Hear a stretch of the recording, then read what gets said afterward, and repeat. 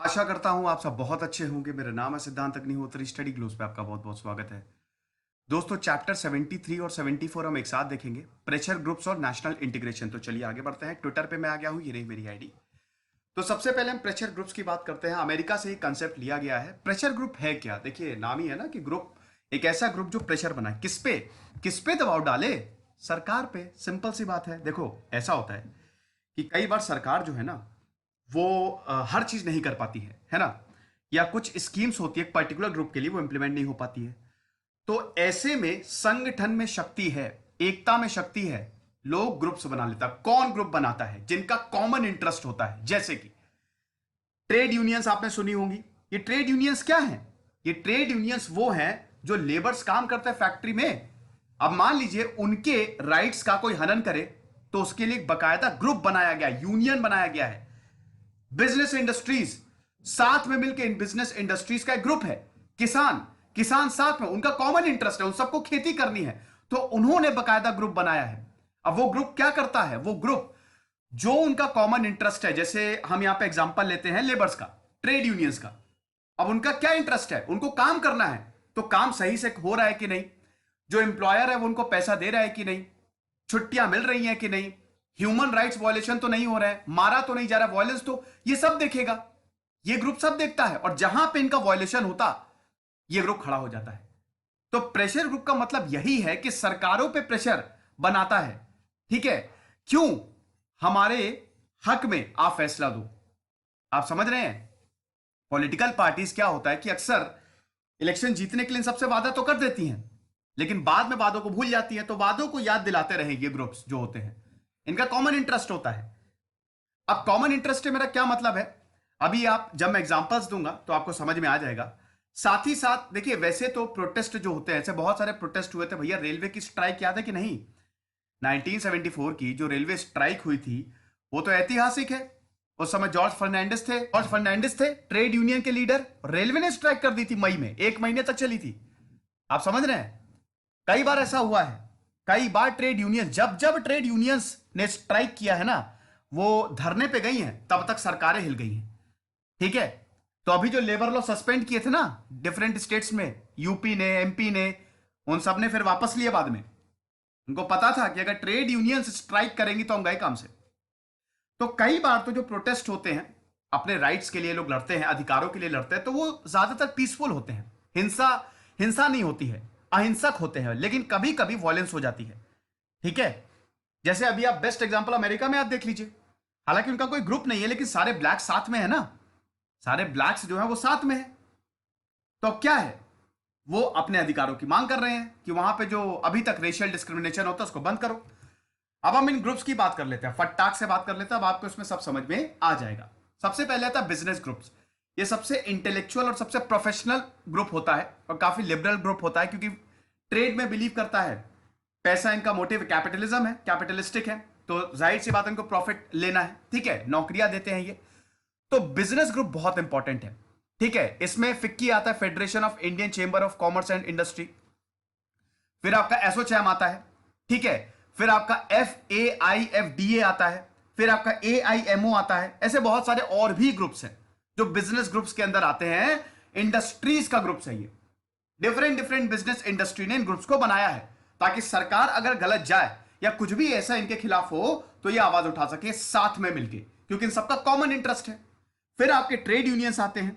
अब trade unions तो दोस्तों बहुत ही कॉमन, ये तो आपको पता ही होगा। इसमें सबसे पहला ट्रेड यूनियन क्या है? AITUC। कब बना था? कमेंट बॉक्स में बताओ। ठीक है? तो सबसे पहले तो यही है, all India trade union Congress.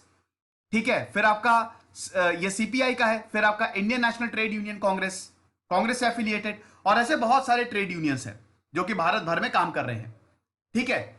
वैसे ज्यादातर जो शुरुआती हुई थी CPI ने की थी। ठीक है? कम्युनिज्म जो है वो लेबर से ही आया। जब इंडस्ट्रियल रेवोल्यूशन आया, कैपिटलिज्म आया। इंडस्ट्रियल रेवोल्यूशन पे दोस्तों 8 जून को, यानी कि परसों, मेरा लेक्चर आएगा। ठीक है? वर्ल्ड हिस्ट्री में उसको मैं कवर करूंगा। तो जब इंडस्ट्रियल रेवोल्यूशन आया, तो क्या लेबर्स की मांग उठी, और ये लेबर्स फैक्ट्री में काम करने लगे, 24-24 घंटे काम करते थे। और वहां से फिर ये जो कैपिटलिस्टिक मॉडल है उसका उदय हुआ, और उधर से कार्ल मार्क्स ने बकिया उधेड़नी शुरू कर दी कि तुम्हारा मॉडल ही बिल्कुल बेकार है, तुम जो पैसा कमा रहे हो इनके बल पे वो सब तुम रख ले रहे हो। तो वहां से ट्रेड यूनियंस बनना शुरू हुई। और ये ट्रेड यूनियंस इन्हीं लेबर्स के राइट्स को, इन्हीं के अधिकारों को देखती हैं कि सरकार कहीं ऐसा तो नहीं, सरकार का या ये जो बिजनेस मॉडल बिजनेस है इनका तो ग्रुप चले तो सारे लॉज हटा दे, भैया उनको तो पैसा चाहिए। लेकिन ये यूनियन जो है इनके लिए काम करती है। फिर आपके एग्रेरियन ग्रुप्स आ गए। अब एग्रेरियन ग्रुप्स की बात करें, जो एग्रीकल्चरल लेबर्स को जो रिप्रेजेंट करती हैं, ठीक है ना, जो एग्रीकल्चर को बेसिकली रिप्रेजेंट करते हैं। इसमें बहुत सारे ग्रुप्स हैं। अगर हम एग्रेरियन ग्रुप्स की बात करें दोस्तों, तो इसमें आपकी भारतीय किसान यूनियन है, ऑल इंडिया किसान सभा है, भारतीय किसान संघ है जो कि गुजरात में काम करता है, आरवी संगम है जो कि सीएन नायडू ने ये बकायदा पूरा एक ग्रुप बनाया था जो कि तमिलनाडु में है, ठीक है। ऐसे बहुत सारे, किसान पंचायत है, सोशलिस्ट इसको कंट्रोल करते हैं, समझ गए। तो ये फिर आपके प्रोफेशनल एसोसिएशंस है। प्रोफेशनल एसोसिएशंस की बात करें तो जो नौकरी पेशा लोग हैं, जैसे डॉक्टर्स, जैसे इंजीनियर्स, इनका भी ग्रुप है ना, जैसे लॉयर्स। डॉक्टर्स की बात करें तो आपका सबसे फेमस इंडियन मेडिकल एसोसिएशन है। डॉक्टर्स पे अभी हिंसा हुई थी, है ना, कोविड में, तो आईएमए खड़ा हो गया था उनके साथ कि ऐसे कैसे हो रहा है, ऐसे कैसे किसी को मार सकते हैं, हम लोग वहां पे जांच करने जा रहे हैं और आप हमको मार के भगा रहे हैं। तो पूरा ग्रुप खड़ा हो गया था, पूरा ग्रुप साथ था डॉक्टर्स के लिए। और फिर सरकार ने तत्कालीन कानून बनाया कि अब आप नहीं मार सकते। तो सरकार झुकती है इन सबके प्रेशर में, वरना तो ये काम पे ही नहीं आएंगे, काम पे नहीं आएंगे तो सब ठप पड़ जाएगा, समझ रहे हैं। बार काउंसिल ऑफ इंडिया सबसे पावरफुल ग्रुप लॉयर्स का होता है, सबसे पावरफुल, सबसे ताकतवर। लॉयर्स का ऐसा ग्रुप है जिनसे पुलिस भी डरती है। अभी आपने दिल्ली वाला प्रकरण देखा था कि नहीं, वो वकीलों ने पीट दिया था एक पुलिस वाले को, लेकिन तब भी पुलिस कुछ कर नहीं, पुलिस फिर धरना प्रदर्शन करने लगी। आमतौर पे अगर ऐसा होता तो पुलिस क्या हाल करती, एक आम इंसान अगर पुलिस पे हाथ क्या ऐसे आंख भी उठा के देख लेता तो पुलिस क्या हाल करती। लेकिन लॉयर्स का कुछ भी नहीं बिगाड़ पाई, क्योंकि लॉयर्स का ग्रुप बहुत ही ज्यादा ताकतवर है। भैया कानून तो उन्हीं के हाथ में है ना, वही तो केस लड़ते हैं कोर्ट में। अल्टीमेटली सारे डिस्प्यूट कोर्ट में ही जाते हैं, और कोर्ट कौन देखते हैं, लॉयर्स। जज के पास होता है फैसला, लेकिन लॉयर्स के पास बहुत जानकारियां होती हैं, वकीलों के पास। तो बार काउंसिल ऑफ इंडिया बहुत ही ताकतवर ग्रुप है, आप समझ रहे हैं। फिर उसके बाद Indian federation of working journalism, ठीक है, ये जर्नलिस्ट का ग्रुप है जो कि एक और बहुत ही इंपॉर्टेंट ग्रुप है, समझ रहे हैं। फिर यूनिवर्सिटी एंड कॉलेजेस टीचर्स का भी ग्रुप है, AIFUCT जिसको बोला जाता है। फिर आती है आपकी स्टूडेंट ऑर्गेनाइजेशंस। स्टूडेंट ऑर्गेनाइजेशंस तो आपको पता ही होगा, इसमें सबसे फेमस दो हैं, तीन है इनफैक्ट, ठीक है, और उन्हीं तीन की बात करेंगे। सबसे पहले है ABVP, अखिल भारतीय विद्यार्थी परिषद, जो कि बीजेपी की है, ठीक है। बीजेपी का यूथ विंग है, स्टूडेंट विंग है अखिल भारतीय विद्यार्थी परिषद। हर जगह, हर कॉलेज में आपको ABVP मिलेंगे। फिर आपकी जो कम्युनिस्ट पार्टी CPI से जो एसोसिएटेड है, उसका नाम है आपका AISF, ठीक है। बहुत सारे यहां से भी पॉलिटिशियंस आए, कन्हैया कुमार अभी जो रिसेंटली, वो भी यहां से। तो AISF, all India students federation. फिर NSUI जो कि कांग्रेस की है, NSUI, national students union of India, ये कांग्रेस से एफिलिएटेड है। और उसके बाद PSU जो कि CPM की है, कम्युनिस्ट पार्टी, समझ रहे हैं। तो ये सारी चीजें हैं, कम्युनिस्ट पार्टी मार्क्सिस्ट बेसिकली, ठीक है। उसके बाद आपके रिलीजियस ऑर्गेनाइजेशंस हैं। रिलीजियस ऑर्गेनाइजेशंस की बात करें तो RSS एक रिलीजियस ऑर्गेनाइजेशन है, RSS बेस्ट एग्जांपल है, ठीक है। उसके बाद विश्व हिंदू परिषद एक रिलीजियस ऑर्गेनाइजेशन है। फिर जमात इस्लामी एक मुस्लिम ऑर्गेनाइजेशन है। इत्तेहाद उल मुसलमीन, ये भी एक मुस्लिम। Anglo Indian association, Parsi central association, Shiromani Akali Dal, ये सब रिलीजियस ऑर्गेनाइजेशन है जो धर्म की रक्षा के लिए काम करती हैं, ऐसा इनका कहना है, ठीक है, कि जब भी प्रॉब्लम होगी, जब भी हमको ठेस पहुंचाई जाएगी, हम खड़े हो जाएंगे। फिर आपका कास्ट ग्रुप है। कास्ट ग्रुप की बात करें तो इसमें डिफरेंट कास्ट, जैसे मारवाड़ी एसोसिएशन, हरिजन सेवक संघ, क्षत्रिय महासभा, ब्राह्मण महासभा, ठीक है। तो ये सब आपने सुना होगा। कायस्थ सभा जो कास्ट बेस्ड है। फिर आपकी ट्राइबल ऑर्गेनाइजेशंस है, ठीक है।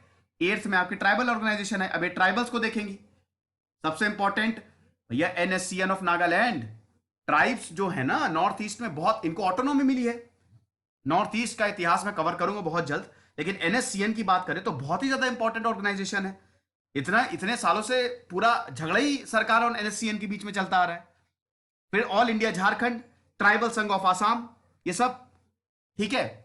उसके बाद फिर आपकी लिंग्विस्टिक और ग्रुप्स हैं। लिंग्विस्टिक ग्रुप्स की बात करें, लिंग्विस्टिक इधर तमिल संघ, और जो भाषा के आधार पर ग्रुप्स बने हैं ताकि भाषा को प्रोटेक्ट करना है, जिनका कॉमन इंटरेस्ट है, उनको हम लिंग्विस्टिक ग्रुप्स में रखेंगे। फिर आइडियोलॉजी बेस्ड ग्रुप है। अगर आइडियोलॉजी बेस्ड ग्रुप की बात करें तो जिनकी आइडियोलॉजी सेम है, अब आइडियोलॉजी बेस्ड ग्रुप में जैसे चिपको मूवमेंट आपको याद होगा, ठीक है, नर्मदा बचाओ आंदोलन याद होगा, तो उसके लिए बकायदा ग्रुप बनाया गया, उनकी आइडियोलॉजी सेम है, पर्यावरण को बचाना है। Democratic rights organisation, civil liberties association, ये सब आइडियोलॉजी बेस्ड ग्रुप है। उसके बाद बाकी आपके एनोमिक ग्रुप्स आ जाते हैं, ठीक है। एनोमिक ग्रुप्स की बात करें, एनोमिक ग्रुप्स आ जाते हैं फिर लास्ट में जो अपनी आजादी के लिए लड़ रहे हैं, जैसे Jammu and Kashmir liberation front, naxalite group, Dal Khalsa, Babbar Khalsa, united liberation front of Assam, ULFA, ये सब किसके लिए? देश के खिलाफ लड़ रहे हैं, ये अपने अपने ही अलग भूमि की मांग कर रहे हैं। तो ये प्रेशर ग्रुप्स होते हैं, समझ गए। अब हम बात करते हैं नेशनल इंटीग्रेशन की, ठीक है, चैप्टर 74। देखिए नेशनल इंटीग्रेशन की बात करें तो जो ऑब्स्टेकल हैं वही डेफिनेशन है नेशनल इंटीग्रेशन की, ठीक है। हम रीजन को भुला देते हैं, हम कम्युनलिज्म को भुला देते हैं, कास्ट लिंग्विज्म सबको भुला देते हैं, ठीक है, और एक दूसरे में इंटीग्रेट हो जाते हैं, तो वो नेशनल इंटीग्रेशन हो गया, ताकि देश को आगे बढ़ाया जाए, देश के इंटरेस्ट के लिए हम काम कर सके। सिंपल सी बात है, ठीक है। अब इसमें ऑब्स्टेकल्स क्या है? इन ऑब्स्टेकल्स को हटा दीजिए। हालांकि हम तो वैसे नेशनली इंटीग्रेटेड है, इंडिया इज अ यूनियन, ठीक है, हम तो वैसे नेशनली इंटीग्रेटेड है ही है, कोई दिक्कत नहीं, बट फिर भी हमको यूनिटी इन डाइवर्सिटी तो देखने को मिलती ही है कि नहीं? देखिए इंटीग्रेशन बहुत जरूरी होता है, आप ध्यान रखिएगा। जहां पे इंटीग्रेशन नहीं होगा ना, वो देश बहुत सफर करता है, क्योंकि उसमें राष्ट्रवाद नहीं होता। जहां राष्ट्रवाद नहीं होता है वो देश हमेशा प्रॉब्लम में फंसता है। अत्यंत राष्ट्रवाद बुरा है, extreme nationalism is very very bad. Hitler, ठीक है, हिटलर की जैसा नहीं बनना है, चाइना के जैसा, तो extreme nationalism is very very very bad, वो नहीं करना है हमको। इटली का जो वर्ल्ड वॉर 2 में हाल हुआ था, है ना, नेशनलिज्म और पेट्रियोटिज्म, इसमें फर्क है। पेट्रियोटिक रहिए, नेशनलिस्ट भी रहिए, लेकिन भावनाओं पे कंट्रोल करिए। अगर देश में कुछ गलत हो रहा है, सवाल पूछिए, फिर वो गलत है, फिर वो नेशनलिज्म फिर झूठा राष्ट्रवाद है, आप समझ रहे हैं। तो अगर हम नेशनलिज्म की बात करें, नेशनल इंटीग्रेशन की बात करें दोस्तों, तो बहुत ही ज्यादा इंपॉर्टेंट इसलिए है क्योंकि अगर राष्ट्रवाद नहीं होगा, जैसे अफ्रीका के आप देश देखिए, अफ्रीका के ज्यादातर देशों में सिविल वॉर है। क्यों? आप सोमालिया में देखिए, फेल्ड स्टेट है वो, क्योंकि वहां पे राष्ट्रवाद है ही नहीं। वहां पे अलग अलग ग्रुप्स अपना राज चलाना चाहते हैं, वहां पे अलग अलग ट्राइबल्स अपना राज चलाना चाहती है। तो जब राष्ट्रवाद ही नहीं, एकता ही नहीं है, जब एकता आएगी, जब राष्ट्रवाद आएगा, तभी एकता आएगी और तभी देश बनेगा। जितने भी बड़े समृद्ध देश है, डेवलप्ड कंट्री है, उनमें सबसे बड़ी बात यह है कि दे आर राष्ट्रवादी, है कि नहीं? राष्ट्रवादी अत्यंत, आप उसको नेगेटिव सेंस में आप मत लीजिए, लेकिन दे नो कि हमको मतलब साथ में रहना है ताकि देश आगे बढ़ सके, चाहे वो चाइना हो, चाहे अमेरिका हो, किसी भी देश को आप उठा के देख लीजिए। तो ऑब्स्टेकल्स क्या क्या है? सबसे पहले तो रीजनलिज्म। भारत में अगर हम बात करें तो रीजनलिज्म एक प्रॉब्लम तो नहीं है, ठीक है, लेकिन फिर भी कई बार प्रॉब्लम उभर के आ जाती है, ठीक है। अब रीजनलिज्म की बात करें, जैसे नॉर्थ ईस्ट है ना, जैसे कई बार पंजाब में प्रॉब्लम हुई थी, ठीक है। अब नॉर्थ ईस्ट में काफी टाइम तक, जैसे नागालैंड में कितनी, अभी मैंने बताया एनएससीएन, कितने समय तक प्रॉब्लम थी, ठीक है। 1961 में भले ही नागालैंड को स्टेट बना लिया गया, लेकिन प्रॉब्लम बहुत टाइम तक रही, वो अलग नागा स्टेट की मांग करते रहे। वहां पे अभी भी ऑटोनॉमी दी गई है इधर पे। तो कभी कभी पर्टिकुलर रीजन को लेकर प्रॉब्लम हो जाती है, ठीक है, कि ये रीजन हमको चाहिए। जैसे पंजाब में 1980s में कि हमको अलग ही खालिस्तान चाहिए, मणिपुर त्रिपुरा में ऐसा हुआ कई बार, ठीक है। तो ये चीज, अब कई कई बार क्या होता है, देखिए अगर हम रीजनलिज्म की बात करें तो हम इसमें 6 तरीके देखते हैं, ठीक है। सबसे पहला तरीका है कि अलग स्टेट बनाना है हमको, ठीक है, अलग रीजन को काट के अलग कर दो। सबसे इंपॉर्टेंट इसमें क्या आता है, जैसे खालिस्तानी मूवमेंट चला, जैसे द्रविड़ नाडु बनाओ, सीएन अन्नादुराई बोल रहे थे ना, अलग काट के हमको द्रविड़ नाडु चाहिए, तमिलनाडु और इधर केरल के कुछ पार्ट, इधर आंध्रा के, वो अलग चाहिए हमको लैंग्वेज के आधार पे। मिजो अलग, वो मिजोरम के जो लोग हैं वो कहते हैं अलग हमको चाहिए, नागाज। तो ये क्या बोलते हैं, ये हटने की मांग करते हैं, अलग होने की मांग करते हैं, क्योंकि उनको देश के ही अलग होना है। हालांकि अब तो इसमें कुछ भी नहीं बचा है, ठीक है। अगर आप बात करें तो अब तो भारत में बिल्कुल शांति है ना, कुछ एरिया है जहां अभी शांति नहीं है, लेकिन अभी अगर बात करें तो नॉर्थ ईस्ट भी भारत है ना, वहां पे देखिए कितना बढ़िया टूरिज्म है, नॉर्थ ईस्ट घूमिए आप, कुछ नहीं ऐसा है। नागालैंड में भी खूब टूरिज्म अब है, बढ़िया है, ठीक है। दूसरा है जो सेपरेट स्टेटहुड की बात करते हैं। सेपरेट स्टेटहुड का मतलब क्या है, जैसे दिल्ली, दिल्ली क्या करता है कि हमको पूर्ण राज्य बनाओ, दिल्ली यही बोलता है। तेलंगाना, बोडोलैंड, ठीक है, दिल्ली इसलिए बोलता है क्योंकि पुलिस और लैंड उनके पास नहीं है, वो सेंटर के पास है, समझ रहे हैं। तो ये उसके बाद इंटर स्टेट बाउंड्री डिस्प्यूट कई बार हो जाते हैं, जैसे चंडीगढ़ और बेलगांव के बीच में रिवर वाटर डिस्प्यूट हो जाता है, कावेरी कृष्णा के बीच में, समझ रहे हैं। तो ये चीजें होती है। फिर कम्युनलिज्म एक बहुत इंपॉर्टेंट एंगल है। कम्युनलिज्म की बात करें तो ये तो एक बड़ी दिक्कत है, एक बड़ी बीमारी है अगर कम्युनल की बात करें। ये पहला 1909 में जब कम्युनल इलेक्टोरेट पहली बार ब्रिटिश ने बनाया 1909। ये मैंने मॉडर्न हिस्ट्री पूरी कवर की है, तो उसमें मिंटो मॉरले रिफॉर्म्स आपको मिल जाएंगे, आप सर्च करिएगा।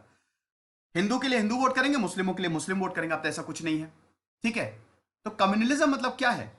कम्युनलिज्म मतलब एक रिलीजियस कम्युनिटी के लिए प्यार, जैसे मुस्लिम मुस्लिम से प्यार करेंगे, हिंदू हिंदू से प्यार करेंगे, सिख सिख से प्यार करेंगे।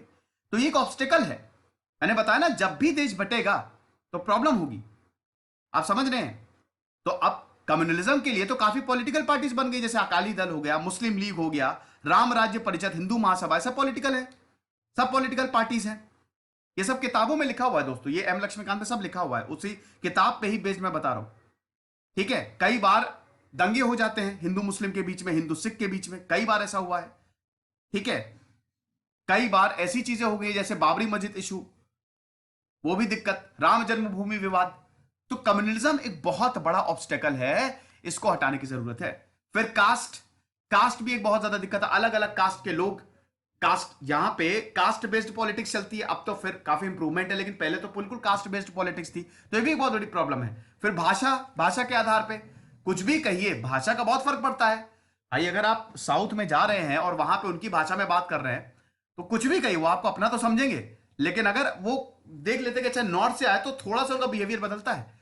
तो ये भी एक ऑब्स्टेकल है नेशनल इंटीग्रेशन में, ठीक है। अब इसको दूर करने के लिए नेशनल इंटीग्रेशन काउंसिल 1961 में बनाया, और इसको कई बार रिफॉर्म किया गया। रिफॉर्म मतलब कई बार इसको बनाते रहे, रिवाइव किया करते रहे। 1961, फिर 1968, फिर 1980, फिर 1990, और इसके मेंबर्स को इंक्रीज किया गया। इनमें प्राइम मिनिस्टर है, होम मिनिस्टर है, चीफ मिनिस्टर है, सेक्रेटरी ऑफ स्टेट्स है, और इनका एजेंडा यही है कि ये सारे ऑब्स्टेकल्स को दूर किया जाए। ये लोग रिकमेंडेशन देते हैं, समझ रहे हैं। 2010 में ये 147 मेंबर से ज्यादा है, एनआईसी में इस समय 147 मेंबर से ज्यादा है। और बेसिकली क्या करते हैं ये लोग? रिकमेंडेशन देते हैं कैसे हम लोगों को नेशनल इंटीग्रेट करें। तो इसकी पीडीएफ जो है, इस लेक्चर की पीडीएफ आपको हमारे टेलीग्राम चैनल पे मिल जाएगी, आप वहां से पीडीएफ को ले सकते हैं। खुश रहिए, पढ़ते रहिए। दिस इज सिद्धांत अग्निहोत्री साइनिंग ऑफ।